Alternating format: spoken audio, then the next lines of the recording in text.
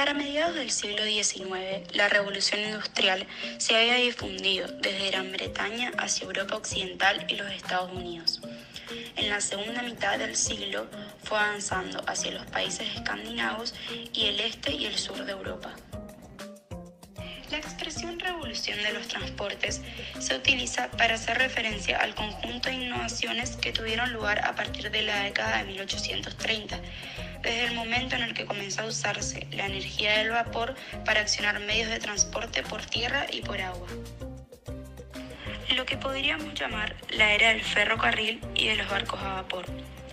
El vapor reemplazó a la energía animal en el transporte por tierra y a la del viento, las corrientes y los remos en el transporte por agua. El invento más revolucionario lo constituyó el ferrocarril, que permitió abaratar y agilizar el transporte por tierra, que era costoso y lento, lo cual dificultaba las comunicaciones en los casos en los que no existían vías fluviales o marítimas. El ferrocarril pudo construirse en cualquier tipo de terreno y salvar toda clase de obstáculos, y estos no compitieron con las redes de ríos y canales, sino que las complementaron. Hacia 1850, solo los países más industrializados contaban con una extensión considerable de vías férreas. En la segunda mitad del siglo, la construcción se aceleró. Los países más desarrollados completaron sus redes, mientras que los de la periferia comenzaron a tender sus líneas. Entre 1850 y 1870 se construyeron 75.000 kilómetros de ferrocarriles en Europa. Hacia 1880, prácticamente todas las vías férreas estaban unidas entre sí. La construcción masiva de líneas férreas demandó inversiones de capital, contribuyó al desarrollo de nuevas formas de financiación y de organización de las empresas. En los países industriales fueron construidos con capitales nacionales. En la industrialización tardía fue determinante el papel de la inversión extranjera. Desde fines del siglo XIX, los distintos estados empezaron a nacionalizar los ferrocarriles o, al menos, a exigir que fueran equipados por las industrias locales. Las transformaciones en el transporte marítimo fueron las que permitieron a una Europa en plena expansión salir hacia el resto del mundo. Desde 1840 hubo innovaciones técnicas que sustentaron la superioridad de los barcos a vapor. En primer lugar, el reemplazo de la rueda por la hélice. En segundo lugar, el motor que permitió abandonar las velas auxiliares. Y en tercer lugar, la construcción de cascos de acero en reemplazo de los de madera. La reducción en los costos de producción del carbón y del acero abarató la construcción de navíos. Paralelamente a las innovaciones técnicas, crecieron los costos de construcción de los barcos, que no pudo ser afrontados por los tradicionales armadores. Los capitales fueron provistos por grupos bancarios con la colaboración del Estado. En 1850, la dueña de los mares era Gran Bretaña, con un volumen de 3.565.000 toneladas, y en 1900 llegó a 9.304.000 toneladas. Francia ocupó el segundo lugar en el tonelaje, que luego fue desplazado por Alemania. El transporte marítimo debió ser acompañado por una infraestructura portuaria. La importancia de los puertos dependió de su correcta vinculación con las líneas ferroviarias que los abastecían y completaban así los diferentes circuitos de las mercancías. La expresión Segunda Revolución Industrial se utiliza para hacer referencia al conjunto de innovaciones técnico-industriales fundadas en el acero barato, la química, la electricidad, el petróleo, el motor de combustión interna, la nueva empresa moderna y los nuevos tipos de gestión del trabajo y organización industrial. Se trata de una revolución tecnológica que se distingue por su capacidad de transformar el sistema productivo de una economía en su conjunto y que tiene un impacto global en la dinámica del crecimiento económico, en las formas socioinstitucionales y en el régimen de acumulación de capital.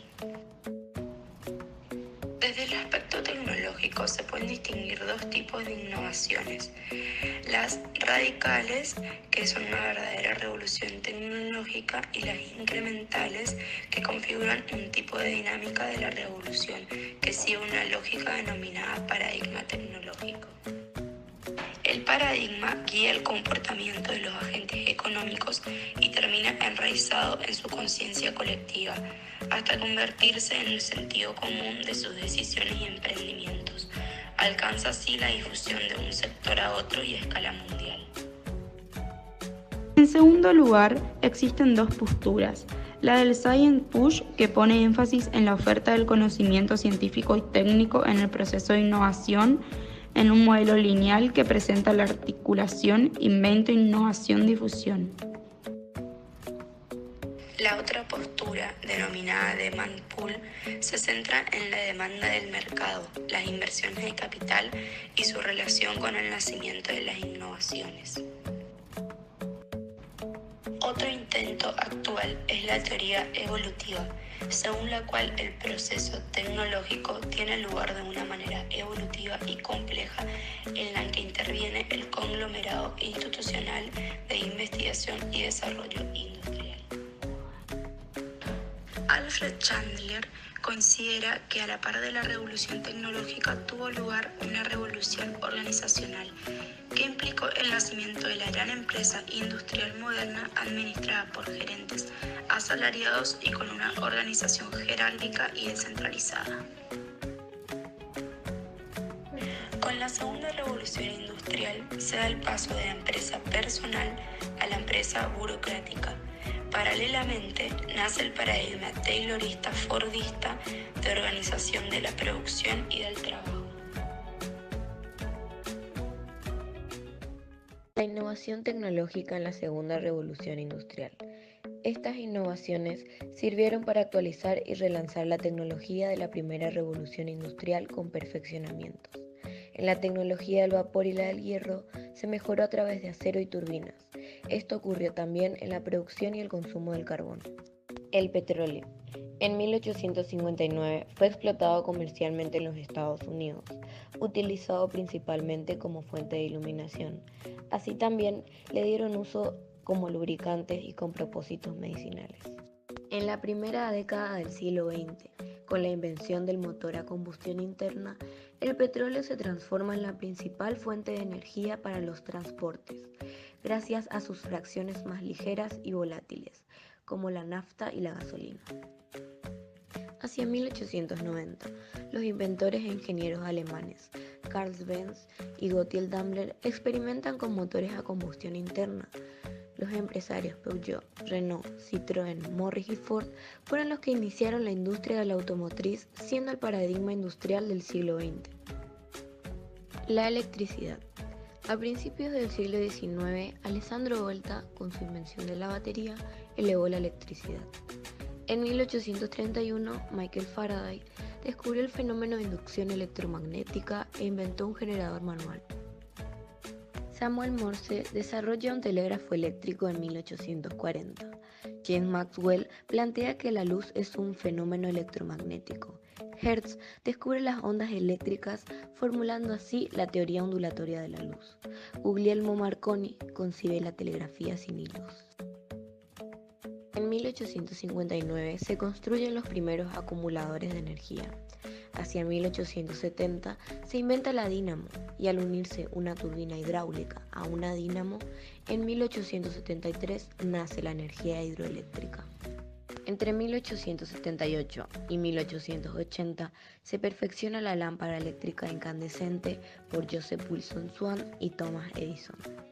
En la última década del siglo XX se adelantó el transporte de la corriente eléctrica con cables de alta tensión por medio de la invención de alternadores y transformadores. Se dieron cuenta que la electricidad podía utilizarse para producir calor, entonces pasó a emplearse en la industria metalúrgica. Para los medios de comunicación fue trascendental la aplicación de la electricidad. Por 1850, Las ciudades estaban unidas con cables de telégrafo y hacia 1866 se tiende el cable submarino transoceánico entre Europa y América del Norte. Tiempo después llega el telégrafo sin hilos, el teléfono y emisiones. El progreso de las centrales generadores termoeléctricas y la corriente eléctrica se convierte en un servicio público por consiguiente de la Gran Guerra. La industria química. La ciencia química demostró ser potente en el nacimiento de innovaciones, nuevos productos y procesos productivos. La investigación científica resultó ser factor de crecimiento en este ámbito. Al institucionalizarse la investigación y el desarrollo de las corporaciones químicas, se logró la extensión de la misma. Hacia mediados del siglo aparece la industria de colorantes sintéticos. Así nacen productos de química orgánica. A partir de esta se desprendieron nuevas ramas: industria farmacéutica, explosivos, fibra y caucho sintético, telas artificiales e industrialización de residuos minerales. Sus innovaciones tuvieron un efecto multiplicador en algunas ramas de la industria, así como en otros sectores de la economía. En la metalúrgica se pudieron descubrir nuevos metales. Esto permitió los procesos de aleación, siendo el acero el metal básico. En cuanto a la rama de alimentación, hubo dos direcciones. Por un lado, la agricultura, a través de la elaboración de fertilizantes artificiales, y por el otro, la producción, procesado y conservación de alimentos, dando lugar a la agricultura científica, permitiendo que las regiones de ultramar tuvieran la posibilidad de exportar alimentos perecederos hacia Europa. Dentro de uno de los ejemplos más importantes de desarrollo en la segunda revolución industrial se encuentra la maquinaria para fabricar el papel y la prensa cilíndrica de imprimir. Se destacó porque redujo el costo de libros y periódicos. Esto provocó que alrededor de 1900 diarios en circulación de las grandes ciudades llegaran a más de 1 millón de ejemplares. El ritmo de crecimiento. Entre 1800 y 1913, el Producto Bruto Nacional per cápita creció a un promedio anual de 1,1%. Hay países que tienen crecimiento rápido, crecimiento lento y crecimiento medio. Los ciclos económicos. En los países capitalistas aparecieron nuevos tipos de fluctuaciones económicas diferenciadas de las sociedades preindustriales.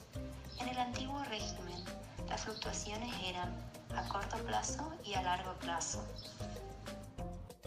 Las fluctuaciones a corto plazo estaban condicionadas por la producción agrícola y se trataban de la crisis de subsistencia. En cambio, las de largo plazo, existían ciclos de larga duración y también estaban las tendencias seculares. Con la industrialización, se disminuyen las fluctuaciones de los rendimientos agrícolas, desaparecen las hambrunas periódicas y emergen nuevos tipos de ciclos específicos. Nos encontramos con los ciclos más largos, que tienen una duración alrededor de 50 años, los ciclos intermedios, con una duración de 18 a 22 años, los ciclos cortos, con una duración media de 7 a 10 años, y los ciclos menores, que duraban 3 años y medio. Hay 4 momentos diferentes, que son: 1. Expansión o auge. 2. La crisis. 3. Recesión o depresión. 4. La recuperación. Expansión de 1850 a 1873. La primera gran oleada de la industrialización generó un rápido y enorme crecimiento de la economía mundial. La Gran Depresión de 1873 a 1896. La economía mundial empezaba a estar marcada por una perturbación y depresión del comercio. El largo periodo fue una fase de cambios estructurales, económicos y sociales.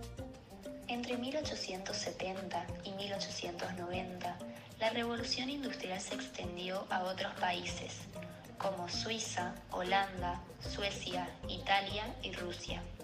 Mientras tanto, algunos países de ultramar se integraban al mercado.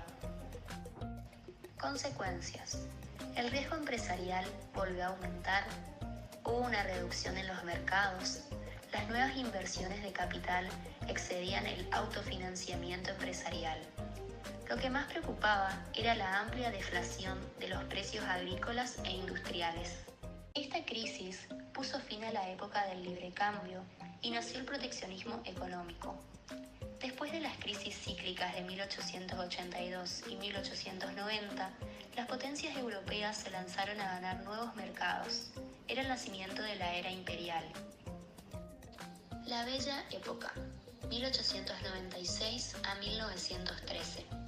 Durante esta fase, se equilibró el nivel de precios, la extraordinaria amplitud e intensidad de la expansión económica y el desarrollo de los centros industriales en las naciones atrasadas de Europa. El imperialismo. En las últimas décadas del siglo XIX y parte del siglo XX, más precisamente entre los años 1875 y 1914, en el marco de un capitalismo cada vez más global, nace el imperialismo, que desató una intensa competencia por la apropiación de nuevos espacios y por la extensión de los dominios, ya que había una gran cantidad de monarcas que se denominaban emperadores. El de Alemania, Austria, China, Francia, Gran Bretaña, Japón, Persia, Rusia y Turquía. Esto era por definición un estado multirreligioso, multicultural y multiétnico. La supremacía ya existía desde el siglo XVIII, pero es en esta época cuando se inicia la conquista.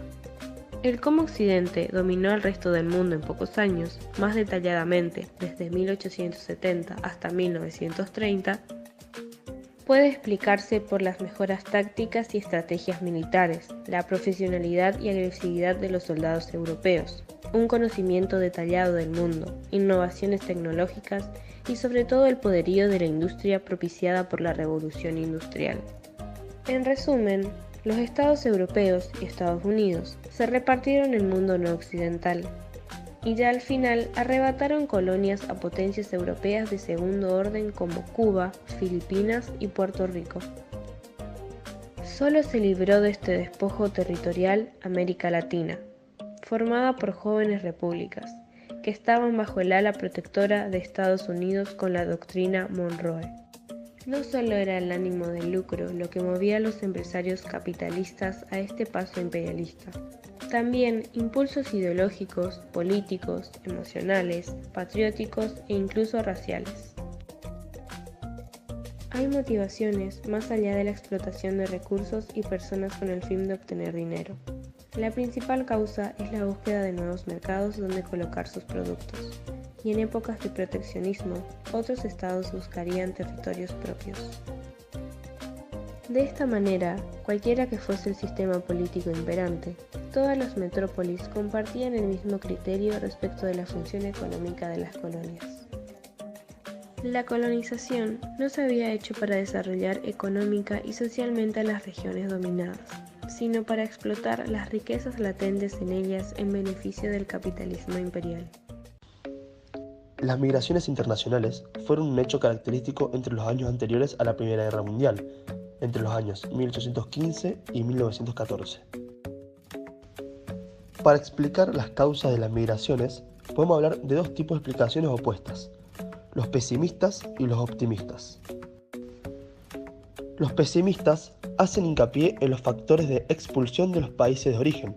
Para estos, la migración masiva es el resultado de las malas condiciones de vida debido a las grandes transformaciones generadas por el capitalismo industrial en sus primeras etapas.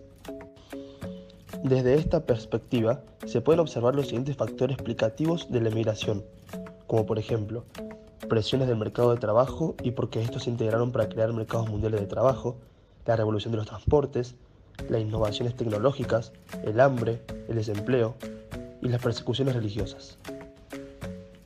Por otro lado, los optimistas hacen alusión a los factores de atracción que ofrecían los países de destino.